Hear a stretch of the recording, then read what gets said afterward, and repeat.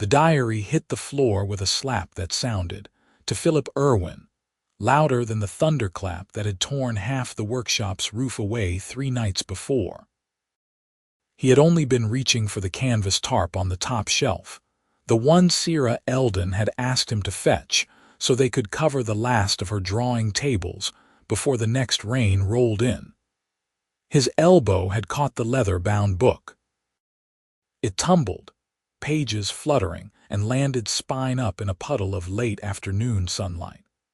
The page it opened to showed his own face rendered in careful charcoal strokes, unmistakable down to the scar that notched his left eyebrow and the way his hair never quite lay flat at his temple. Sera moved faster than he had ever seen her move.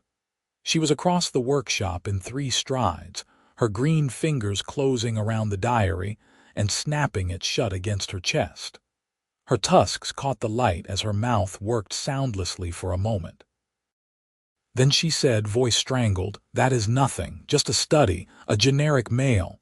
Philip looked at her. She looked at the wall. The silence stretched. "Generic," he repeated, for anatomical reference. The words came out in a rush. Her pointed ears had gone darker green at the tips, which he had learned over the past 2 days meant she was either angry or embarrassed. Given how she would not meet his eyes, he suspected the latter. "I need to practice proportions. Human proportions. You are simply built typically, so you serve as a suitable model for the average." "I see," Philip said. "You do not see anything," Sera said, sharper now, hugging the diary tighter. "It is an artist's practice, nothing more." He should have let it go. Philip was good at letting things go. He had spent 34 years building a wall between himself and the parts of life that required him to feel more than he could comfortably manage, and it had served him well. He fixed things. He built things. He kept his homestead running, he helped his neighbors when storms or illness struck, and he did not pry into matters that were none of his business. But something about the sketch had caught in his chest like a fishhook. The detail in it. The care. He had seen his own face in mirrors and rain barrels, and it had never looked the way it did in that drawing, as though someone had studied it and found it worth remembering. "All right," he said finally, and turned back to the shelf. He retrieved the tarp. They spent the next hour in near silence, stretching the heavy canvas over the last table and weighing down the corners with stones. The workshop was a low-slung building of timber and fieldstone, set a 1/4 mile off the main traders' road that cut through this part of the frontier. Sera had rented it from the widow Moss 2 months ago, and the widow had been delighted to have someone occupying it again after it had sat empty for a year.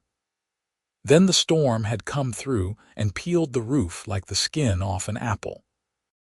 Philip had shown up the next morning because the widow Moss had mentioned it when he stopped by to sell her eggs, and because he had nothing better to do, and because he had been curious about the orc girl who had moved into the workshop and kept to herself, except when she walked to the village for supplies. He had expected her to be wary of his help. Orcs and humans did not mix easily out here, not with the skirmishes that still flared up along the contested borders, and the old stories people told about raids and burnings. But Sera had only looked at him with her dark, sharp eyes and said, "Can you use a hammer without smashing your thumb?" "Most days," he had answered. "Then I will not turn you away." That had been 2 days ago. They had worked side by side since then, him on the roof and her handing up shingles, him hauling broken beams out to the burn pile and her sorting through the wreckage of her supplies. She was compact for an orc, built lean and strong, with a long braid of black hair that she kept pinned up while she worked. She wore a man's linen shirt and trousers, both spattered with ink and charcoal and a few old paint stains. She did not smile much, but she had a dry way of speaking that had surprised a laugh out of him more than once. Now, though, she was silent. When they finished with the tarp, Philip wiped his hands on his trousers and said, "I will come back tomorrow to finish the roof." Should be done by midday if the weather holds. Thank you, Sera said, still not looking at him. She had set the diary on the far table, as far from him as the workshop allowed. He nodded and left. The walk back to his homestead took 20 minutes through the woods, following a deer trail that he had worn wider over the years. His land was a modest 100 acres, enough for a vegetable garden, a chicken coop, a pig shed, and a small herd of goats. The house was timber-framed, single-story, built by his father before Philip was born. He had lived there alone since his father died 8 years ago, and he had grown used to the quiet. Tonight, though, the quiet felt different. He kept seeing the sketch, kept thinking about the way she had snatched the diary back, as though it contained something dangerous. He fed the animals, ate a cold supper of bread and cheese, and went to bed as the last light faded from the sky. Sleep did not come easily. Sera spent the night staring at the ceiling of the small room she had built into the back corner of the workshop. She had lined the walls with shelves for her books and supplies, and hung a hammock that swayed gently when the wind blew through the gaps in the shutters. The diary lay on the floor beside her, closed and accusatory. She had been so careful. She had kept her sketches private, tucked away in the diary she carried everywhere, the one place where she let herself draw what she wanted instead of what she was paid to draw. And now Philip had seen it. Had seen himself rendered in charcoal, his expression thoughtful, his eyes looking at something beyond the edge of the page. She had drawn him from memory the night before, after he had left for the day. She had not been able to help herself. There was something about the way he moved, deliberate and unhurried, and the way he spoke in short sentences that somehow said more than longer ones would have. And his hands. She had spent an hour on his hands alone, trying to capture the way they looked when he gripped a hammer or held a nail between his fingers. It was foolish. Worse than foolish. She was here on a commission, hired by the Frontier Chronicle Society to document life along the border for their records.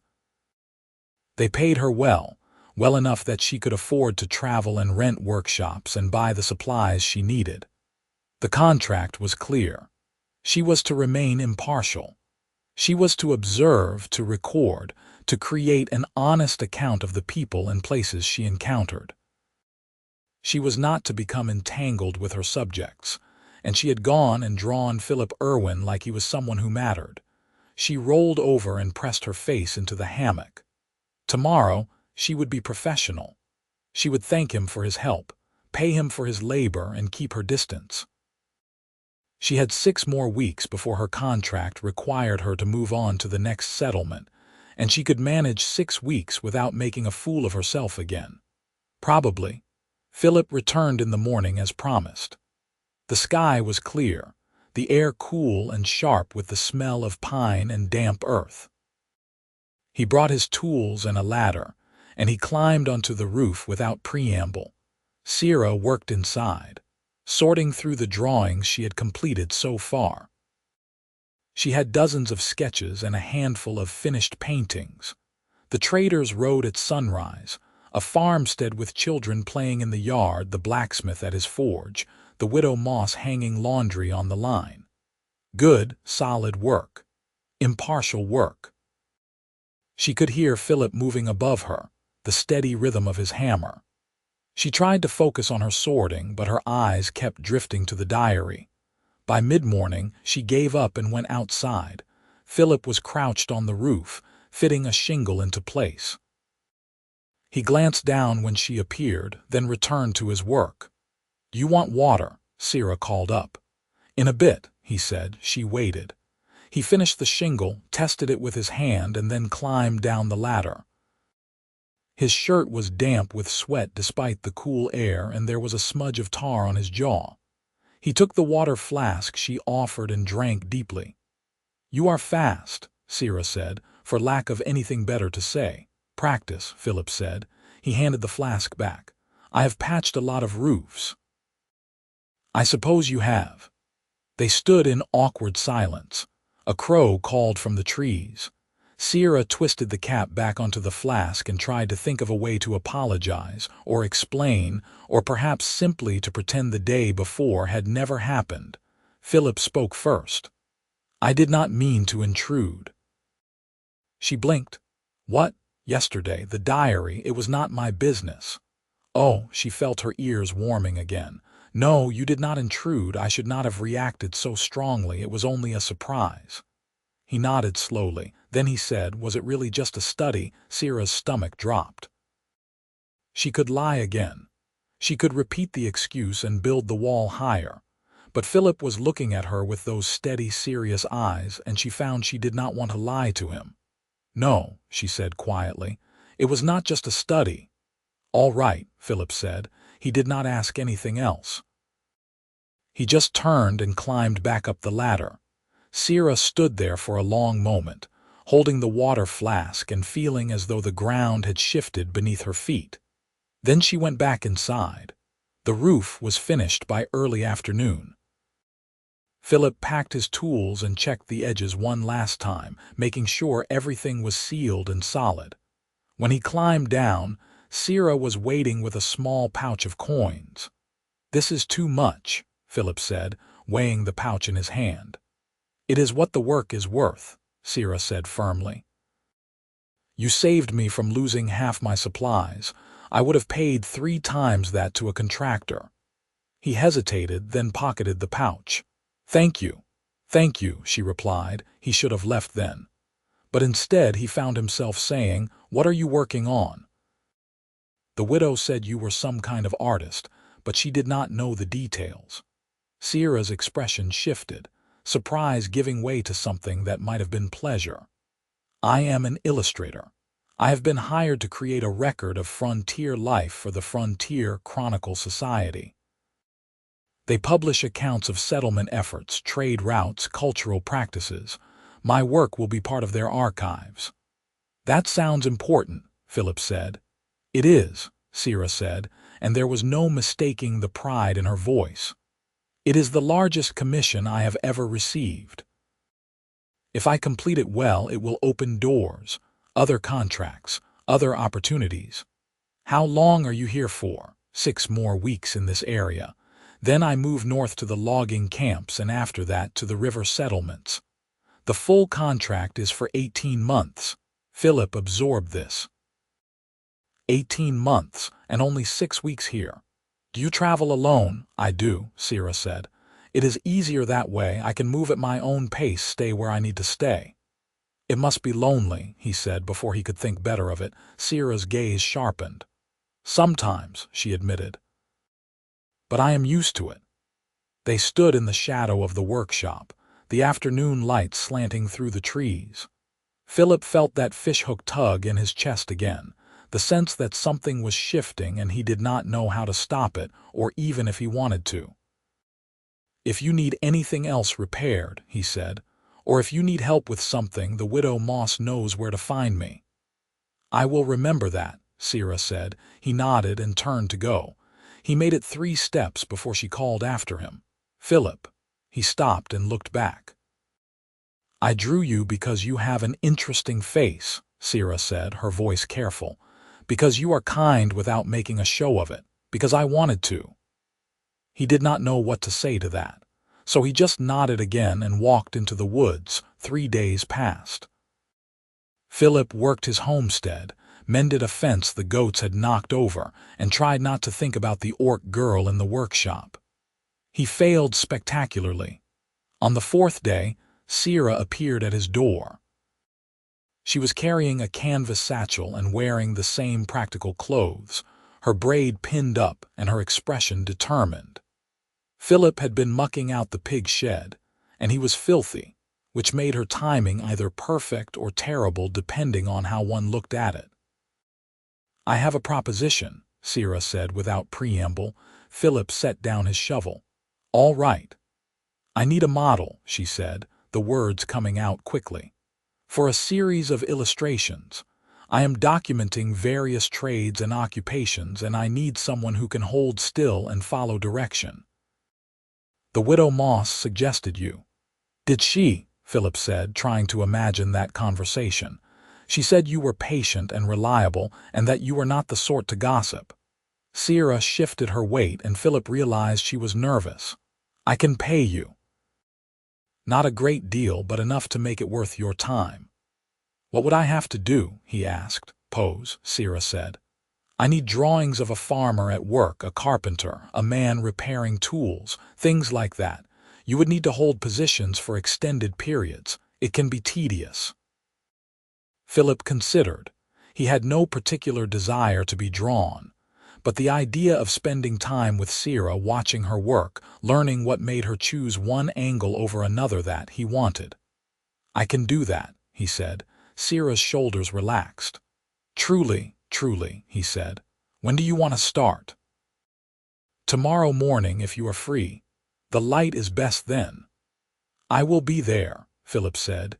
She smiled, quick and bright, and it was like sunlight breaking through storm clouds. Then she turned and walked back down the path, leaving Philip standing in front of the pig shed with his heart doing something strange and unfamiliar in his chest. The next morning, Philip arrived at the workshop scrubbed clean and wearing his better shirt. Sera had set up a stool near the window, where the light poured in and made the dust motes dance. Her drawing table was angled toward the stool, and she had laid out an array of charcoals and pencils with the precision of a surgeon arranging instruments. Sit, she said, gesturing to the stool. He sat, turned slightly to the left. Good. Now tilt your chin down just a fraction, no too much, up again. There, can you hold that? Yes, Philip said. Sera picked up a charcoal stick and began to draw. The scratch of it against paper was the only sound in the workshop. Philip held the position and tried not to think about the fact that she was studying him, that her eyes were moving over his face and hands and shoulders with an intensity he could feel even without looking at her. After a while, she said, you can relax for a moment.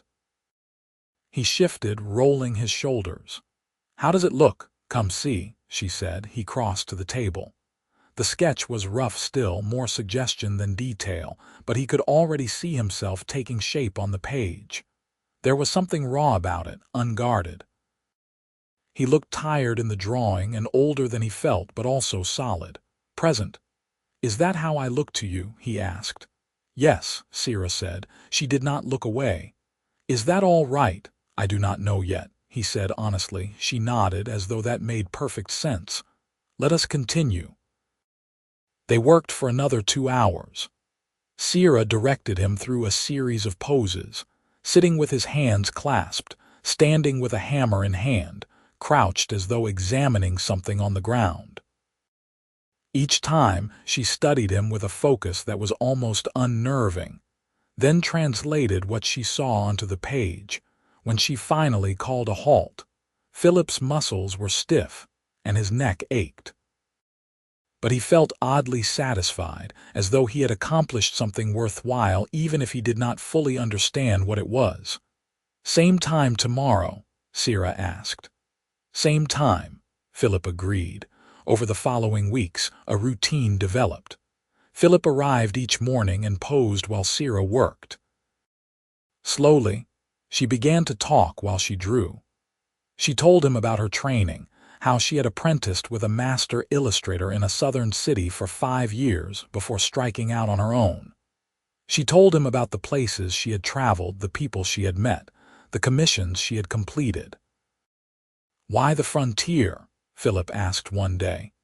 If you trained in a city, you could have stayed there. There is more work, is there not? More work, yes, Sera said, shading the curve of his shoulder. But also more competition, and more people telling me what I should draw and how I should draw it. Out here I have freedom. I can make my own choices. Even with a contract that tells you where to go and what to document, Philip asked. Sera's hand paused. The contract gives me structure, but within that structure I decide what matters, what deserves to be remembered. She looked up at him and her expression was serious. That is power, Philip. To choose what stories are told, He thought about that. "What story are you telling about me?" "I have not decided yet," Sera said. "You are still surprising me." He wanted to ask how, but she returned to her drawing, and the moment passed. As the days went by, Philip found himself looking forward to the morning sessions with an anticipation that bordered on hunger.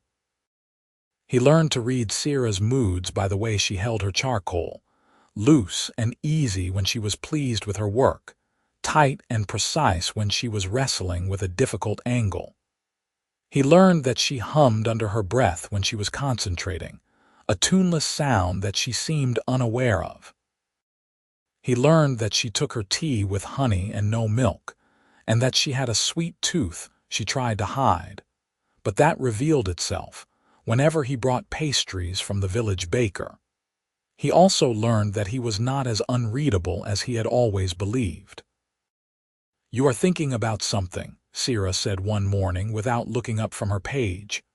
"I am always thinking about something," Philip said, "something specific. Your jaw tightens when you are puzzling through a problem." He blinked. "It does, always." She glanced at him, a small smile playing at the corner of her mouth. "You do not have to tell me what it is, but I thought you should know you are not as inscrutable as you think." Philip was not sure whether to be unsettled or pleased by that. He settled on both. On the 15th day, Sera asked if he would be willing to pose for outdoor scenes. "I need illustrations of farm work," she explained. "Planting, harvesting, tending animals. Would you mind if I came to your homestead?" "I do not mind," Philip said. "But I should warn you, it is not very interesting." Sera gave him a look that suggested she disagreed, but she did not argue. The next morning she arrived at his homestead with her satchel and a portable easel. Philip was in the vegetable garden, pulling weeds from around the potato plants. Sera set up her easel at the edge of the garden and began to sketch. It was strange, being watched while he worked. Philip had spent most of his life doing chores in solitude, his thoughts his own company. But Sera's presence was not intrusive. She did not talk much, just watched and drew, and after a while he forgot she was there and fell into the rhythm of the work.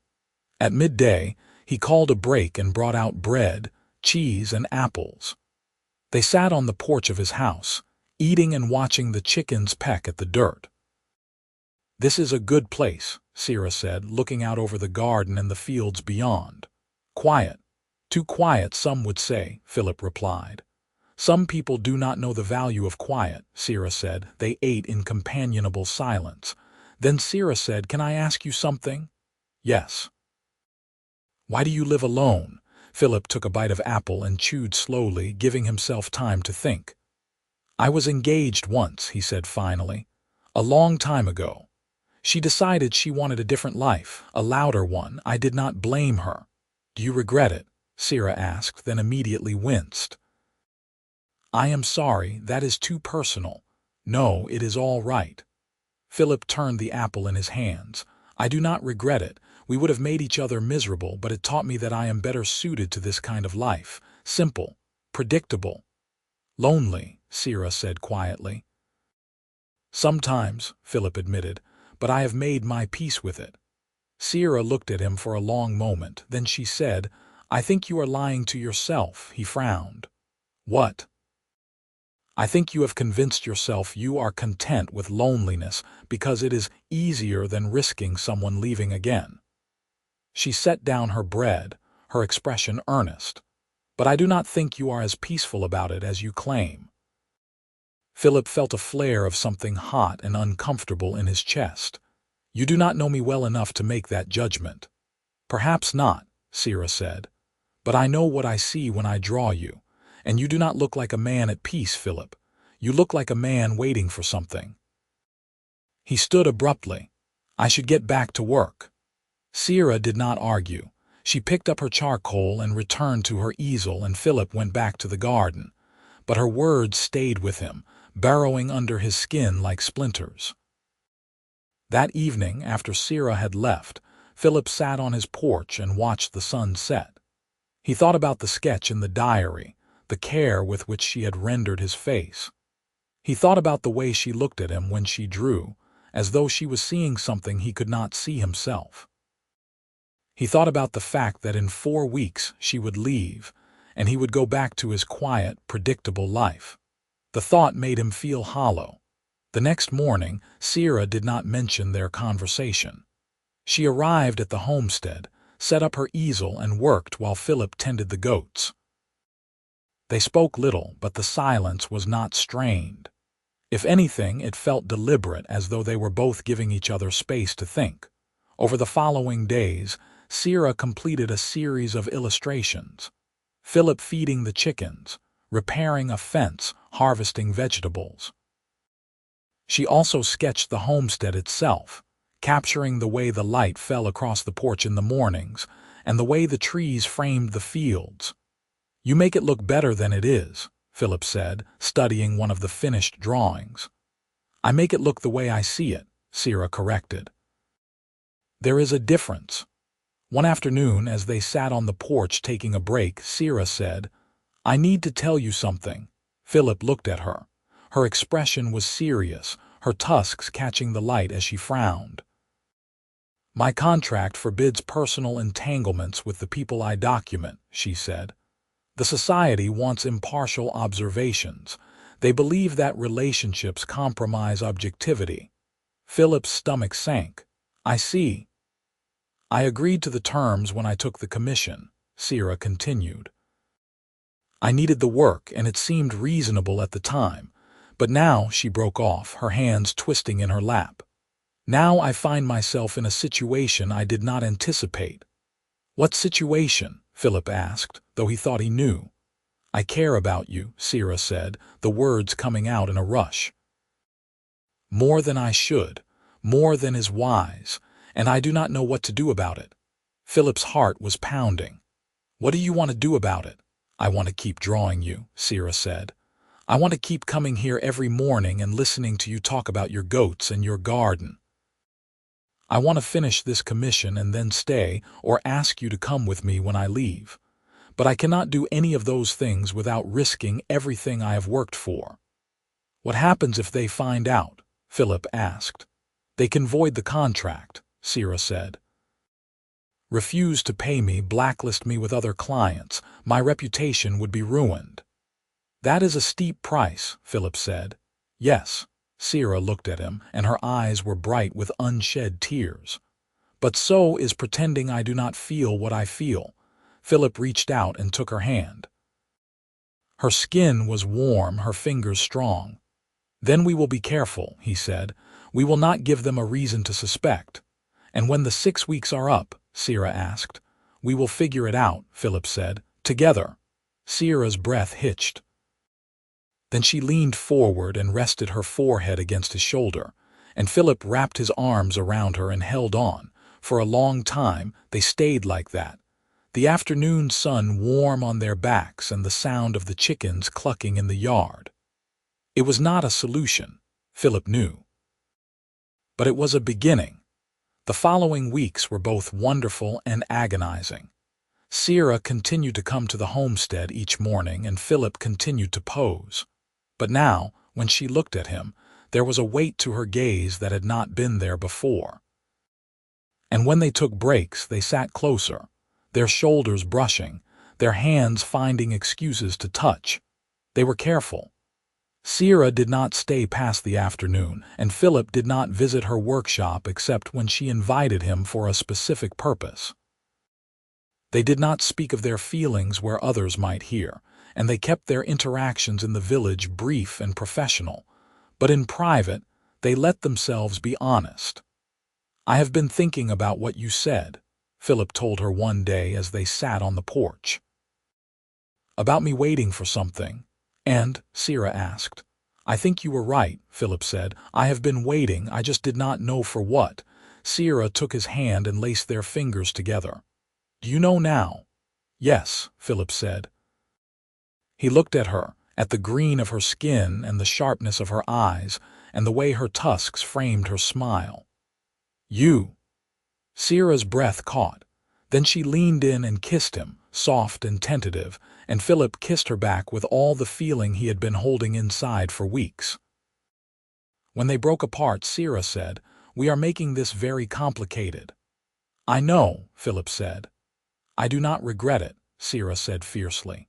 "Neither do I," Philip said.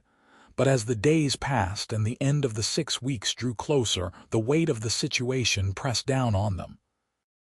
Sera grew quieter, her smiles less frequent. Philip caught her staring at her contract papers more than once, her expression torn. 1 week before she was scheduled to leave, Sera arrived at the homestead with her satchel but no easel. "I am not drawing today," she said. "I just wanted to see you." They sat on the porch, and Sera told him about a letter she had received from the Frontier Chronicle Society. They were pleased with her progress and eager to see the completed work. They had already begun arranging her next assignment. "They are offering me a permanent position," Sera said. "A salaried role documenting settlements across the continent. It is more than I ever dreamed of." "That is wonderful," Philip said and meant it. "It is," Sera agreed. "But it also means more contracts, more rules, more traveling." "And less freedom," Philip said. "Yes." Sera looked down at her hands. "I have been thinking about what matters to me, what I am willing to sacrifice." "What have you decided?" Philip asked. "I do not know yet," Sera said, "but I know I do not want to lose you." Philip took her hand. "You will not lose me. No matter what you decide, you will not lose me." Sera's eyes filled with tears. "How can you promise that?" "Because I mean it," Philip said simply. "If you take the position and travel, I will wait. If you decide to stay, I will be here. You do not have to choose between your work and me, Sera." "I will not make you." "But what if I want both?" Sera whispered. "What if I want the work and you and I cannot have them together?" Philip pulled her close and she buried her face against his chest. "Then we will find a way," he said. "We will find a way to make it work." Sera did not answer, but she held onto him tightly and Philip held her back. The next day, Sera did not come to the homestead, or the day after that. Philip told himself to give her space, to let her think, but by the 3rd day he could not stand it any longer. He walked to the workshop and knocked on the door. Sera opened it. Her eyes were red-rimmed, and there were ink stains on her fingers. Behind her, the workshop was a chaos of papers and sketches, drawings pinned to every available surface. "I am working," she said, but she stepped aside to let him in. Philip looked around. The walls were covered with illustrations. The trader's road, the blacksmith's forge, the widow moss, children playing, fields at sunset. And in the center of it all, drawings of him. Dozens of them. Philip working, Philip resting, Philip laughing at something Sera had said. His face from every angle, his hands in every position. "This is your chronicle," Philip said. "Part of it," Sera said. "I have been trying to organize it, to decide what to include in the final submission.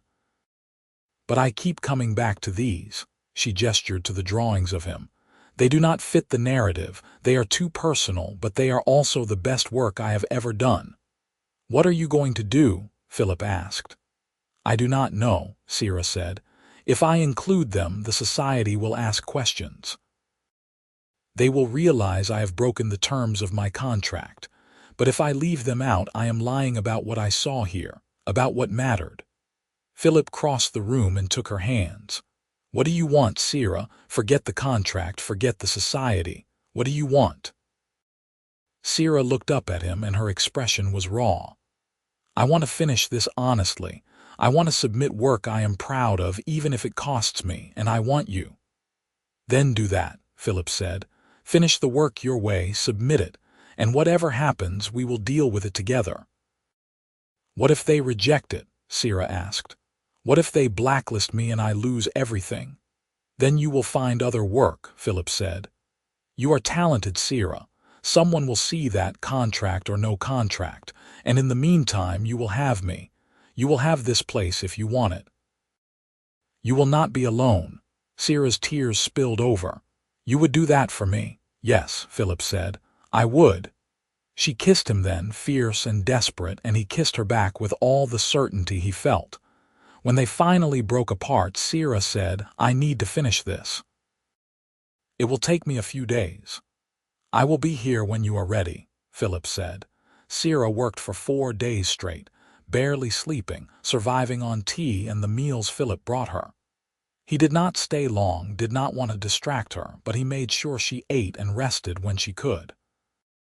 On the 5th day, Sera emerged from the workshop with a leather portfolio under her arm and dark circles under her eyes. But she was smiling. "It is done," she said. Philip took her hands. "How do you feel?" "Terrified," Sera said, "but also proud. I did what I set out to do. I told the truth." "What happens now?" Philip asked. "Now I send it to the society and wait," Sera said. "It will take weeks for them to review it and respond. In the meantime," she hesitated. "In the meantime, I would like to stay here, if that is all right with you." Philip pulled her into his arms. "It is more than all right." Sera stayed. She moved her few belongings from the workshop to Philip's homestead, setting up a small studio in the room that had once been his father's. She painted and drew while Philip worked the land, and in the evenings they cooked together and talked about everything and nothing. It was, Philip thought, the happiest he had ever been. 6 weeks after Sera sent the portfolio, a letter arrived. Philip was in the garden when Sera came running out of the house, waving the envelope. "It is from the society," she said, her voice shaking. "Do you want me to leave while you read it?" Philip asked. "No," Sera said. "Stay." She broke the seal and unfolded the letter. Her eyes moved over the lines, and Philip watched her face, trying to read her expression. It flickered from fear to confusion to disbelief, and then, finally, to something that might have been joy. "They loved it," she said faintly. "They said it was the most honest and evocative chronicle they had received in years. They want to publish it as a stand-alone volume, not just archive it, and they want me to do more." Philip felt relief flood through him. "That is wonderful." "Wait," Sera said, still reading. "There is more. They said they appreciated my willingness to document the personal alongside the general. They said it added depth. They are offering me a new contract, one that allows me more creative control. I can choose my subjects and how I present them." "No more restrictions on entanglements?" Philip asked. "No more restrictions," Sera confirmed. She looked up at him, her eyes bright. "They are sending a representative to meet with me and discuss terms. Philip, this is everything I wanted, more than I wanted." He pulled her into his arms and spun her around, and Sera laughed, the sound bright and free. "When he set her down, she said, 'I could not have done this without you.' "Yes, you could have," Philip said, "but I am glad I could help." Sera kissed him, soft and lingering. "I love you," she said. It was the first time either of them had said it aloud. Philip felt the words settle into his chest, warm and sure. "I love you too," he said. The representative from the Frontier Chronicle Society arrived 3 weeks later. She was a sharp-eyed woman named Miriam, who spent 2 days reviewing Sera's work and asking questions. At the end of the 2nd day, she offered Sera a contract that included a generous salary, creative freedom, and the option to work from a home base rather than constantly traveling. Sera accepted. With the new contract in hand, Sera proposed an idea to Philip. "The society wants me to create a series of chronicles focusing on individual communities. I was thinking I could document this area. The people here, the way they live, the way the land shapes them. It would mean staying here for at least a year, possibly longer. Would that be all right with you?" "All right," Philip said. "Sera, I would love that." "Good," Sera said, smiling, "because I already told Miriam it was my first choice." Over the following months, Sera worked on the new chronicle. She sketched and painted the people of the area, capturing their lives with the same care she had given to Philip. The blacksmith, the widow Moss, the baker, the families who farmed the surrounding land. She painted the seasons as they changed, the fields turning gold with harvest and then white with the first snow, and she painted Philip over and over, not as a generic male but as himself, as the man she loved. When the first volume of her Frontier Chronicle was published, the Society arranged a small exhibition in a nearby town to showcase the work. Sera was nervous, but Philip convinced her to attend. The exhibition was held in a repurposed grain hall, the walls hung with Sera's paintings and sketches. People from across the region came to see it, and Sera stood to the side, watching them move through the space. Philip stayed close, his hand at the small of her back. "You should be proud," he said quietly. "This is extraordinary. I am proud," Sera said. "But I am also terrified someone will hate it." "They will not," Philip said. He was right. The response was overwhelmingly positive. People lingered over the paintings, pointing out details, exclaiming over the way Sera had captured the light or the expression on a subject's face. The widow Moss cried when she saw the portrait of herself hanging laundry, and the blacksmith shook Sera's hand so hard Philip thought it might fall off. At the center of the exhibition, in a place of honor, hung a portrait of Philip. He was sitting on the porch of his homestead, his hands folded in his lap, his gaze fixed on something beyond the frame. The light was soft, the colors warm. It was titled simply, "Philip Irwin, Farmer and Friend." Sera had added a small inscription beneath the title. Philip read it and felt his throat tighten. The inscription read, "For the man who taught me the value of honesty." He turned to Sera, who was watching him with a nervous smile. "It is perfect," he said. "Are you sure?" Sera asked. "I worried it was too personal." "It is exactly right," Philip said. "Thank you." That evening, after the exhibition closed, they walked back to the homestead under a sky filled with stars. The air was crisp, the first hint of winter on the wind. Sera leaned against Philip's side and he wrapped his arm around her shoulders. "I have been thinking," Sera said, "about the future." "What about it?" Philip asked. "I want to stay here," Sera said. "Not just for a year, but longer, permanently if you will have me." Philip stopped walking. "You want to stay?" "I do," Sera said. "I have traveled most of my life, and I thought that was what I wanted. But being here with you, I realize I was wrong. This is what I want, a place to call home, a person to share it with." Philip cupped her face in his hands. "I want that too."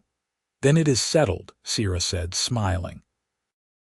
They were married in the spring, in a small ceremony attended by the widow Moss, the blacksmith, and a handful of neighbors who had come to accept Sera as one of their own. The prejudice that had once colored their interactions had faded, worn down by familiarity and Sera's unfailing kindness. The ceremony was simple, held in the garden behind the homestead. Sera wore a dress the widow Moss had helped her sew, soft green to match her skin, and Philip wore his best shirt and a vest Sera had embroidered with tiny, intricate flowers. When they exchanged vows, Sera promised to draw him honestly for the rest of their lives, and Philip promised to be worth drawing. The widow Moss cried. The blacksmith clapped Philip on the back hard enough to bruise. And Sera kissed her new husband under the spring sun, surrounded by people who loved them. In the years that followed, Sera continued her work for the Frontier Chronicle Society. She documented the changing seasons, the growth of the community, the births and deaths and small victories that made up a life on the frontier. Her work was celebrated, exhibited, and eventually collected in a series of volumes that became required reading for anyone studying frontier settlement. But her favorite drawings were the ones she kept private. The ones of Philip working in the garden, or sitting on the porch at sunset, or sleeping with the morning light on his face. She filled sketchbook after sketchbook with him, and he never once complained about being reduced to a subject. "Do you ever regret staying?" Philip asked her one evening as they sat on the porch, years after that first exhibition. "Never," Sera said. "Do you ever regret letting me stay?" "Never," Philip said. They sat in companionable silence, watching the stars come out one by one. And Philip thought about the day he had knocked that diary off the shelf, and how it had changed everything. He thought about the sketch Sera had tried to pass off as a generic mail, and how it had cracked open something in him he had not known was locked away. He thought about how lucky he was that she had been a terrible liar. Sera leaned her head on his shoulder and Philip wrapped his arm around her. In the distance, an owl called, and the wind rustled through the trees. The world was quiet and vast, and they were small within it. But they were together, and that was enough.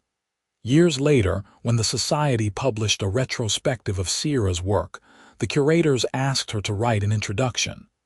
She spent weeks laboring over it, drafting and redrafting until she was satisfied. The introduction began with a story about a diary and a sketch and a man who had seen himself through someone else's eyes and had not looked away. It ended with a line that Philip read and reread until he had it memorized. It read, "Art is not about distance or objectivity. It is about seeing the truth and having the courage to share it. And sometimes, the truth is love." The retrospective toured across the continent, and people came from far and wide to see Sera's work. But the portrait of Philip remained in their home, hanging above the mantel where they could see it every day. Sera never did draw another generic male. Every face she rendered carried the weight of a life, a story, a truth worth telling. And Philip, who had once believed he was content with solitude, learned that being seen by someone who loved you was the greatest gift of all. They lived a long and happy life together. They grew old side by side, their love deepening with each passing year. And when Sera finally set down her charcoal for the last time, her hands too stiff to hold it steady, Philip was there to hold her instead. "No regrets?" he asked her, echoing a question they had asked each other 1,000 times over the years. "None," Sera said, her voice steady despite her age. "You?" "None," Philip said. She smiled and he kissed her, and they sat together in the quiet of their home, surrounded by a lifetime of drawings and memories and love. And in the end, that was the story Sera had been trying to tell all along. Not a story of frontier life or settlement or struggle, but a story of two people who had found each other against the odds and had chosen every day to stay. It was a simple story, but it was true, and it was theirs.